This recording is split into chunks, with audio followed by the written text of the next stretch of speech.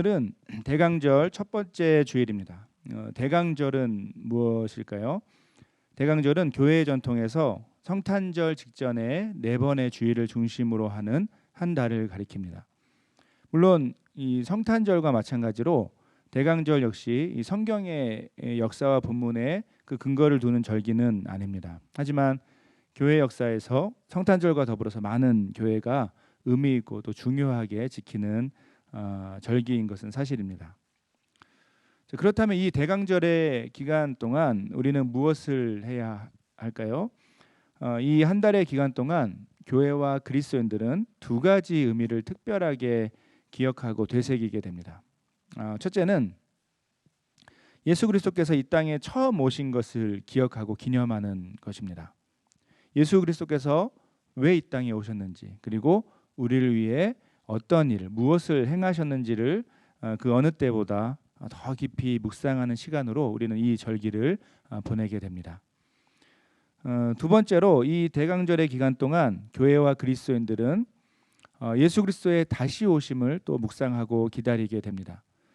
예수 그리스도께서 이 땅에 처음 오신 것처럼 앞으로 반드시 다시 오실 것을 마음에 새기고 마음에 확신하게 된다는 말입니다. 이미 승리하신 예수 그리스도께서 완전한 승리의 주로 이 땅에 다시 오실 것을 확신하는 것, 그렇게 되면 우리는 더욱 온전하게 우리에게 주어진 믿음의 길을 걸어갈 수 있게 될 것입니다. 이 두 가지 중요한 의미를 마음에 새기고 확신하는 기간이 바로 대강절이라고 할 수 있습니다. 저는 이 대강절을 시작하면서 앞으로 네 번에 걸쳐서 예수 그리스도 안에서 우리가 발견하게 되는 놀라운 또 구체적인 은혜들을 함께 정리해 보려고 합니다. 하나하나 소개하면 우리는 예수 그리스도 안에서 참되고 온전한 소망, 그리고 평화, 기쁨, 그리고 사랑을 경험하게 된다는 것이죠. 그 첫 번째 주제로 오늘은 함께 읽은 이 베드로전서 1장을 통해서 예수 그리스도 안에 있는 소망에 대해서 살펴보려고 합니다. 바라기는 이번 한 달의 시간을 지나면서 예수 그리스도 안에서 우리가 누릴 수 있는 그 놀라운 은혜들을 다시 한번 새롭고 풍성하게 경험하는 우리 모두가 되길 소원합니다. 오늘 우리가 읽은 본문을 잘 살펴보면 어떤 어려움을 당하는 사람들이 엿보입니다. 6절에 보면 그러므로 너희가 이제 여러 가지 시험으로 말미암아 잠깐 근심하게 되지 않을 수 없으나라는 표현이 나오는 것을 볼 수 있죠. 자, 그렇다면 과연 이 여러 가지 시험을 당하던 사람들은 누구였을까요? 그리고 이 사람들은 구체적으로 어떤 어려움들을 경험했던 것일까요? 오늘 본문 바로 앞인 이 베드로전서 1장 1절과 2절에 보면 이 사도 베드로는 본도, 갈라디아, 갑바도기아, 아시아와 비두니아에 흩어진 나그네들에게 이 편지를 보낸다고 밝히고 있습니다. 이 지역들은 지금으로 말하면 이 터키 주변입니다. 흔히 소아시아라고 하는 지역에 있던 도시들입니다. 특별히 이 지역들은 당시에는 이 로마 제국의 다스림 아래 있었던 그 지역들로 볼 수 있는데, 사도 베드로는 이 지역들에 흩어져 살던 그리스도인들에게 오늘 이 본문의 편지를 보냈던 것이죠. 아마도 우리가 이제 그 디아스포라라고 들어보셨죠? 디아스포라라고 부르는 유대인 그리스도인들과 또 그 지역에 있었던 살던 이방인들인데, 중요한 것은 이제 막 복음을 받아들이고 그리스도인이 된 사람들이 바로 오늘 편지의 주된 대상이 되는 것입니다.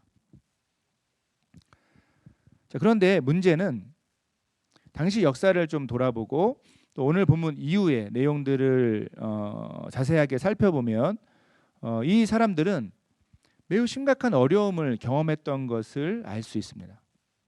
역사적으로 보면 이 시대는 이 로마 제국이 기독교를 핍박하는 것이 점점 심해지기 시작했던 때로 예상합니다. 실제로 이제 베드로 전후서가 기록되고 나중에 이 베드로가 순교를 당했을 것으로 예상되는 그 시기에 우리가 잘 알고 있는 네로 왕이 있고 또 기독교 대핍박이 있었던 것으로 보입니다.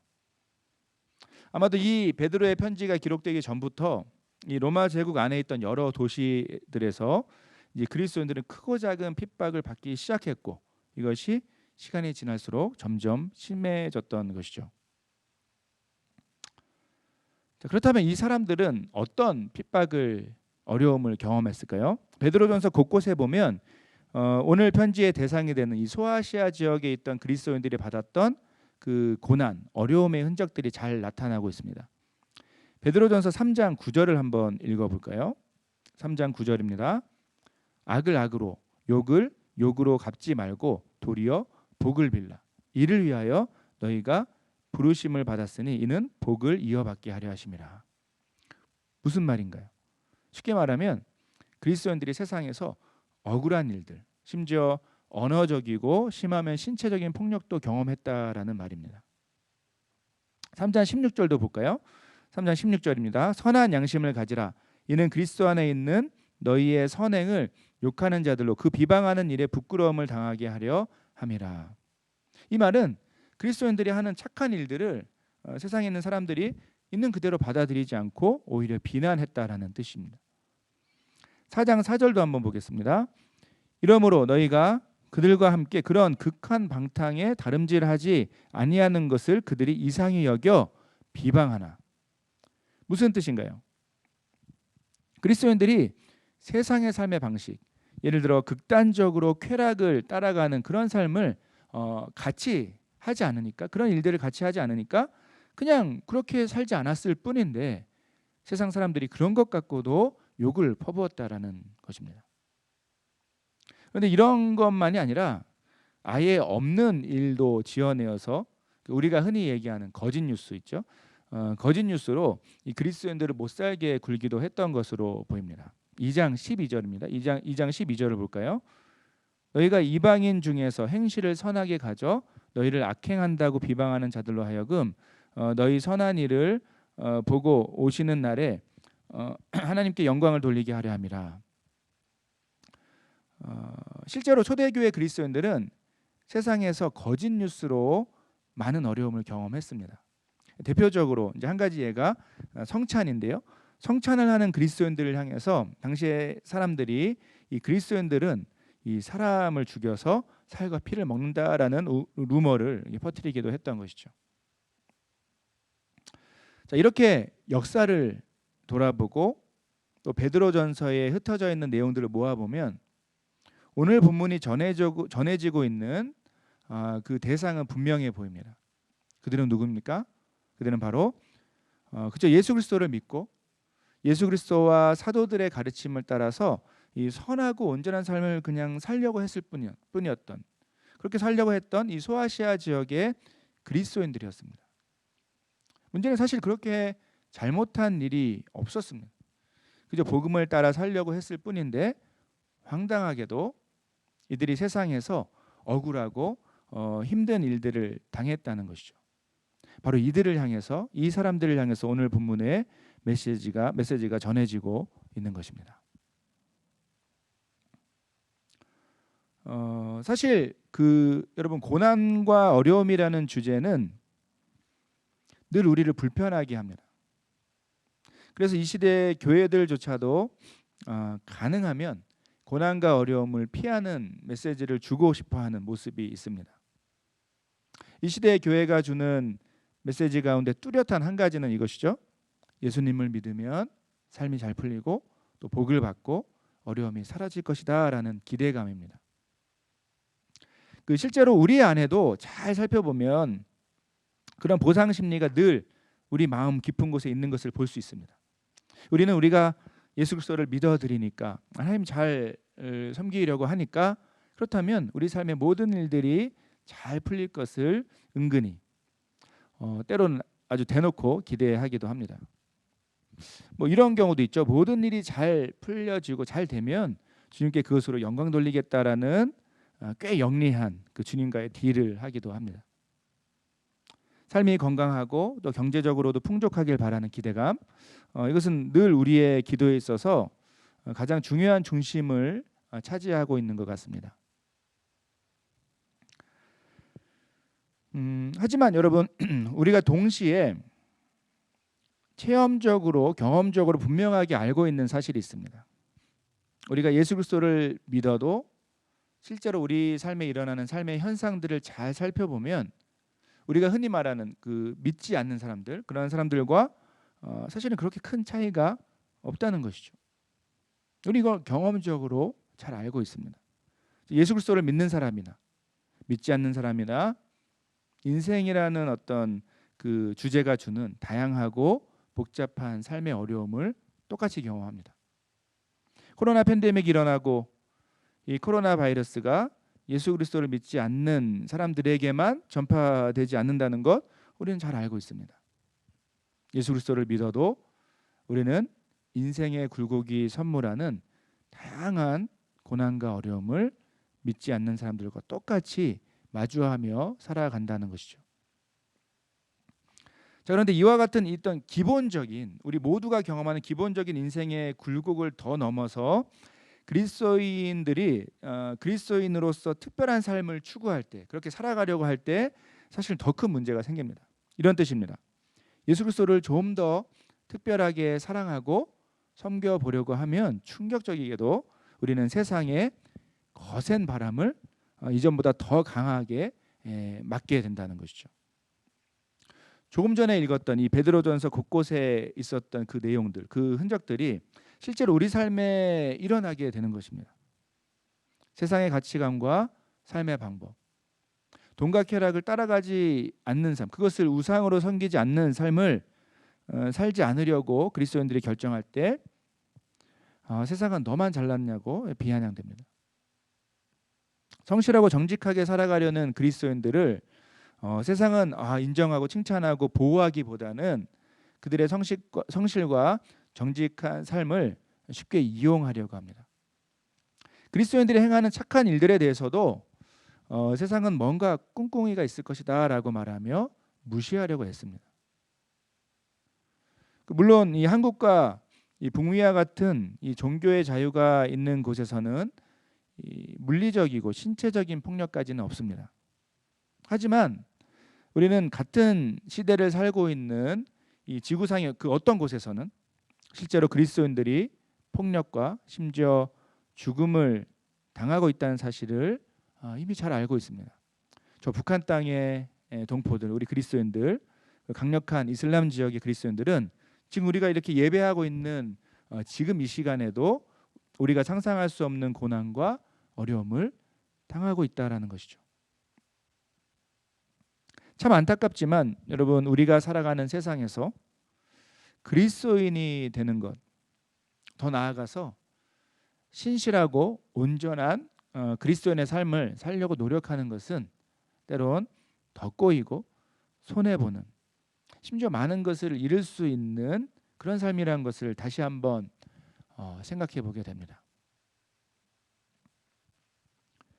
여러분의 삶은 어떻습니까? 여러분의 삶에는 어떤 고난과 어려움이 있습니까? 특별히 이제 코로나 팬데믹의 시간을 지나며 많은 사람이 절망을 고백합니다. 건강의 어려움을 경험하는 사람들도 있고 무엇보다 많은 사람, 거의 대부분의 사람들이 이 경제적인 어려움을 경험하고 있죠. 그 코로나 블루라는 말에서 볼 수 있듯이 이 말할 수 없는 그 우울함, 정서적인 어려움과 외로움의 시대를 우리는 지나가고 있습니다. 특별히 청년들의 경우 이 세계적인 어려움 속에서 정말 꽉 막혀버린 것 같은 진로의 문제를 심각하게 경험하기도 하죠. 원래 이제 계획이 없었던 일인데 이 막혀버린 진로 때문에 어쩔 수 없이 다른 선택을 해야 하는 청년들의 이야기를 저는 계속해서 듣게 됩니다. 이런 전 세계적인 우리 공통의 우리 모두의 어려움 속에서 안타깝지만 그리스도인들로서 우리는 때론 더 깊은 의미의 아쉬움을 경험하기도 합니다. 그나마 이제 함께 모여서 예배하고 찬양하고 소그룹을 하면서 삶을 나누고 기도할 때 그때 우리에게 주어진 그렇게 믿음의 길을 걸을 때는 그래도 우리 삶이 나의 삶이 주님 앞에서 말 그대로 살아있는 것 같은 느낌을 받기도 했습니다. 하지만 지금은 거의 1년이 다 되는 이 그 거리를 두며 살아가는 모일 수 없는 이 상황 속에서 지금은 정말 여지없이 연약하고 부족한, 심지어 형편없는 우리의 종이장 같은 그 믿음을 때로 마주하기도 하죠. 우리에게 과연 믿음이란 것이 있었나 싶을 정도로 무기력한 삶을 살기도 합니다. 세상이 이런 어려움을 경험할 때 오히려 세상을 향해서 담대하게 무엇인가를 외치는 모습이 사실 우리가 기대하는 그리스도인의 모습이죠. 하지만 안타깝게도 우리는 믿지 않는 사람들과 때로는 똑같이 두려워하고 절망하고 좌절하는 삶을 살아가기도 하는 것입니다. 말 그대로 이 절망의 시대를 마주하면서 우리 그리스도인들 역시 소망을 보지 못하는 상황이 바로 지금의 우리 모두의 아픔인 것은 분명해 보입니다.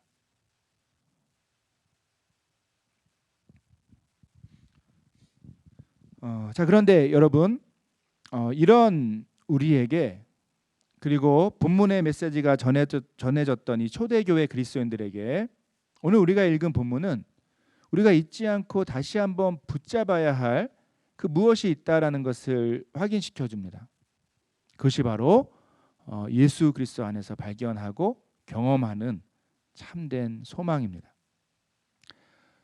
오늘 본문은 비록 소망을 쉽게 찾을 수 없는 그러한 삶의 환경 가운데, 고난과 어려움 가운데, 또 때로는 우울한 가운데 있었지만 그 속에서 믿음으로 주님이 약속하신 소망의 한 줄기 빛을 볼 수 있는 그러한 그리스도인들의 특권을 오늘 본문이 소개하고 있다는 것이죠. 그 소망의 본질은 바로 오늘 본문 3절에 이미 분명하게 선포되고 있습니다. 함께 본문 3절을 다시 한번 읽어보겠습니다. 우리 주 예수 그리스도의 아버지 하나님을 찬송하리로다. 그의 많으신 긍휼대로 예수 그리스도를 죽은 자 가운데서 부활하게 하심으로 말미암아 우리를 거듭나게 하사 산 소망이 있게 하시며. 베드로 사도는 우리에게 산 소망이 있다는 것을 다시 한번 기억하게 합니다. 이 소망은 말 그대로 살아있어서 우리 안에서 놀랍게 움직이고 작용하는 그런 소망입니다. 마치 살아있는 생물처럼 비록 보이지 않지만 분명하게 움직이고 활동하는 그런 소망을 가리키고 있는 것이죠. 여러분 이거 한번 생각해 봤으면 좋겠는데요. 여러분 사실 소망이라는 단어 자체를 한번 떠올려 봅시다. 소망이라는 단어, 이 주제 자체는 항상 불확실함을 전제합니다. 다시 말해 소망은 기본적으로 아직 일어나지 않은 어떤 일에 대해서 지금 현재 우리가 기대하는 것을 가리키는 행동을 말하죠. 말 그대로 아직 일어나지 않았기 때문에 그게 정말 일어날지 아닐지 아직 모르는 상태를 당연한 전제로 하고 있는 그런 주제입니다. 그런 단어이죠. 자, 그런데 오늘 본문에서 소개하는 소망은 바로 예수 그리스도 안에서 증명된 확실한 변하지 않는 소망입니다. 구체적으로 이런 것입니다. 방금 읽은 3절에서 고백하듯이 성경이 우리에게 소개하는 소망의 핵심은 예수 그리스도의 부활을 근거로 하고 있습니다. 막연한 것이 아니라 예수 그리스도의 부활을 근거로 이 소망을 이야기하고 있다는 것이죠. 특별히 이제 오늘 본문 10절과 12절에 보면 이 성경이 말하는 소망의 핵심은 이제 그 바로 우리가 지난주까지 나눴던 성경의 드라마가 보여주듯이 하나님이 오래전부터 약속하신 일을 이 예수 그리스도를 통해서 분명하게 이루셨기 때문에, 그래서 하나님이 완전히 믿을 만한 분이시기 때문에 그래서 우리가 확신할 수 있는 그 소망을 가리키는 것입니다. 다시 한번 쉽게 설명하면 하나님이 예수 그리스도 안에서 그분이 약속하신 것을 분명하게 이루신 것을 우리가 봤기 때문에, 그것을 알기 때문에, 그 사실을 말씀으로 경험했기 때문에 앞으로도 반드시 그분의 약속을 이루실 것을 부정할 수 없이 확실하게 당연하게 믿는 그런 마음의 상태를 가리키는 것이죠. 그렇다면 오늘 본문의 상황에서 특히 고난과 어려움을 경험하는 그리스도인들의 마음속에 실제로 살아서 움직이는 그 소망의 내용은 무엇일까요? 그것은 바로 하나님이 이 고난과 어려움 속에서도 그분의 은혜 안에 있는 이 그리스도인들을 끝까지 지키시고 보호하셔서 결국 이 하나님의 영광의 때까지 인도하신다라는 확신입니다. 함께 4절과 5절을 다시 한번 읽어보겠습니다. 썩지 않고 더럽지 않고 쇠하지 아니하는 유업을 잊게 하시나니 곧 너희를 위하여 하늘에 간직하신 것이라. 너희는 말세에 나타내기로 예비하신 구원을 얻기 위하여 믿음으로 말미암아 하나님의 능력으로 보호하심을 받았느니라. 여러분, 이 확신의 근거가 예수 그리스도를 통해 증명된 하나님께서 주시는 산 소망입니다. 살아있는 소망입니다. 하나님이 역사 속에서 그분의 약속을 지키셨기 때문에 결국 그분의 백성을 향한 이 변함없는 약속을 끝까지 계속해서 이루실 것이라는 확신이죠.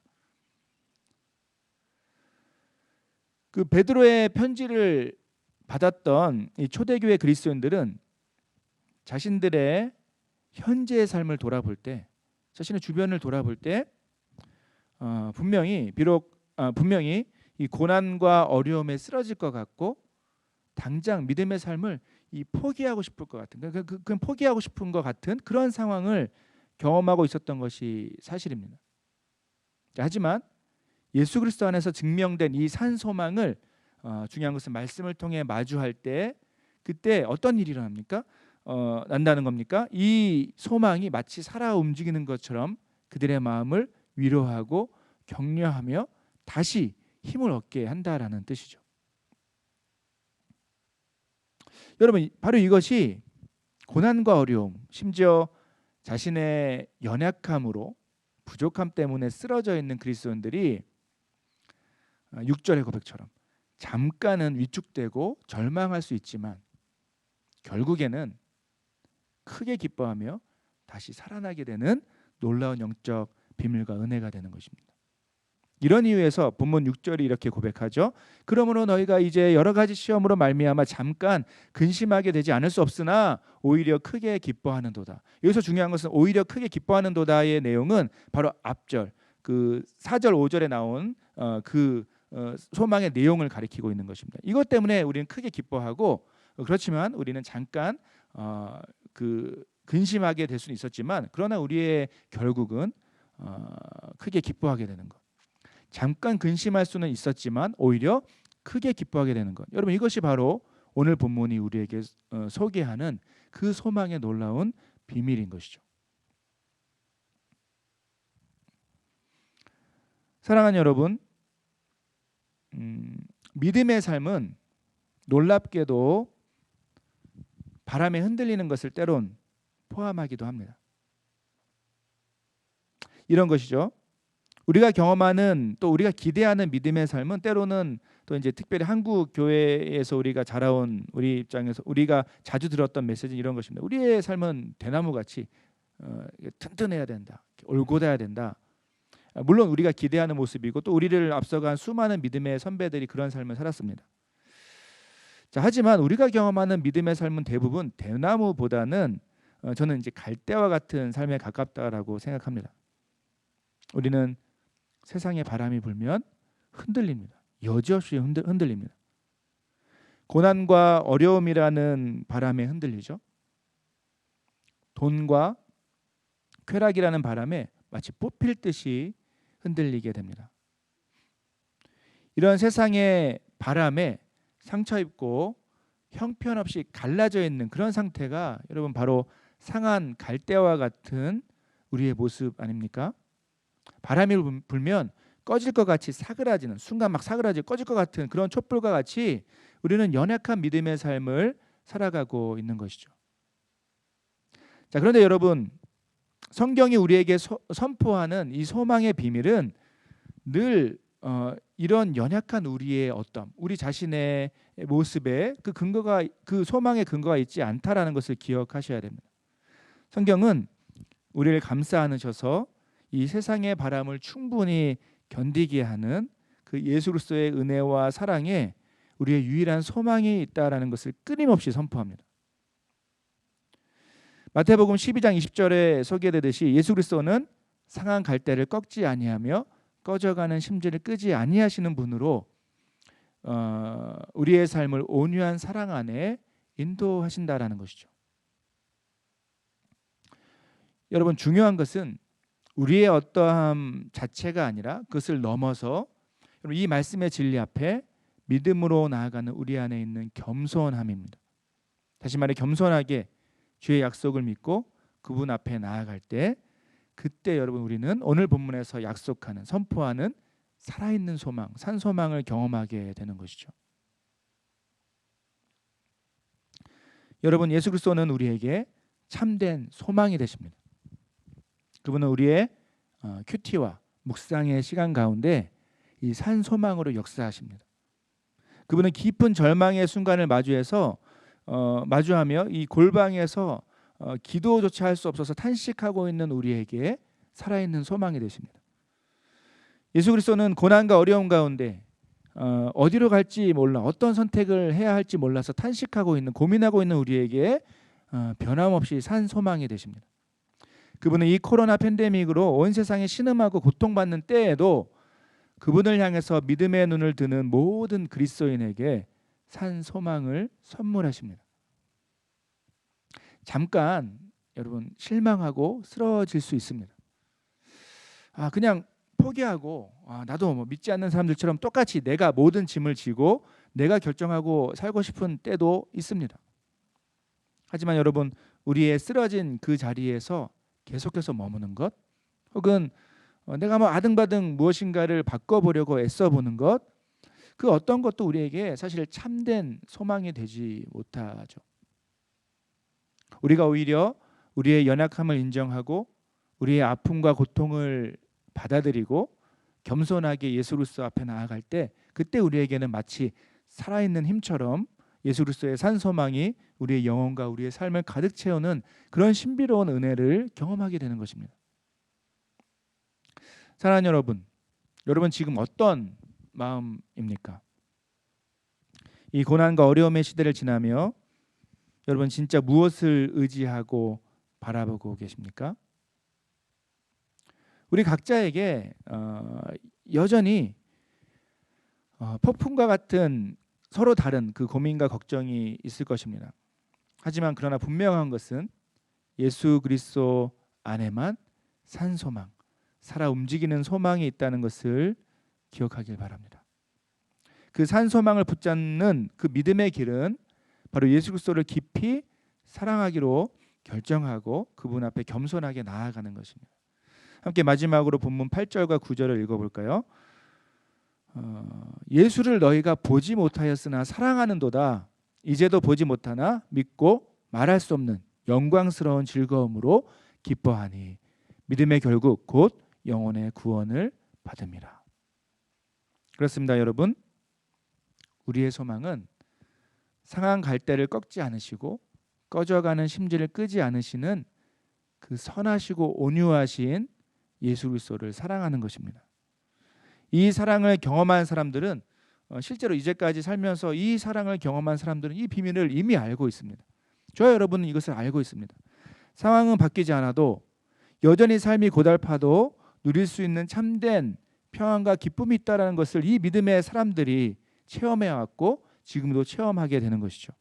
여러분 오늘 본문은 바로 이 믿음의 삶으로 이 거룩한 믿음의 삶을 향해 우리가 다시 한번 일어서도록 우리 한 사람 한 사람을 초대하고 있는 것입니다. 말씀을 맺겠습니다. 여러분 우리의 참된 소망이 무엇이겠습니까? 우리의 산 소망은 예수 그리스도를 사랑하는 삶을 통해 우리에게 주어지는 세상이 알 수 없는 신비로움입니다. 비록 삶의 고난과 어려움 또 우리 안에 있는 그 연약함으로 잠깐 우리가 모두 지치고 무너졌을 수도 있습니다. 하지만 괜찮습니다.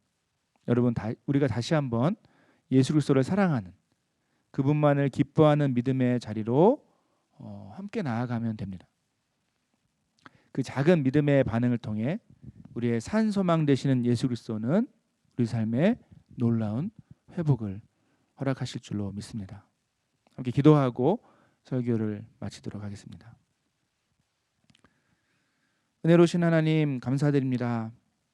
참 고난과 고통의 시대, 어려움과 환난의 시대를 지나면서 때론 참 작아져 있는 우리의 연약한 믿음을 돌아보게 됩니다. 하지만 오늘 말씀을 우리가 붙들고 우리에게 참된 소망이 되시는 예수 그리스도를 더 사랑하고 그 안에 머물며 우리 안에 허락하시는 그 소망의 경험을 하게 되는 우리의 삶이 되길 간절히 소원합니다. 우리는 여전히 부족하고 연약하고 상한 갈대와 같고 꺼져가는 심지와 같지만 그런 우리를 변함없이 사랑하시고 안으시는 그 주님의 거룩한 사랑에 잇대어서 기대어서 다시 한번 하나님의 거룩한 부르심의 삶, 승리의 삶을 살아가는 우리 모두가 될 수 있도록 이번 한 주간도 우리를 지켜주시고 붙잡아 주시옵소서. 감사드리며 우리의 참된 소망 되시는 살아있는 소망 되시는 예수 그리스도의 이름으로 기도드립니다. 아멘.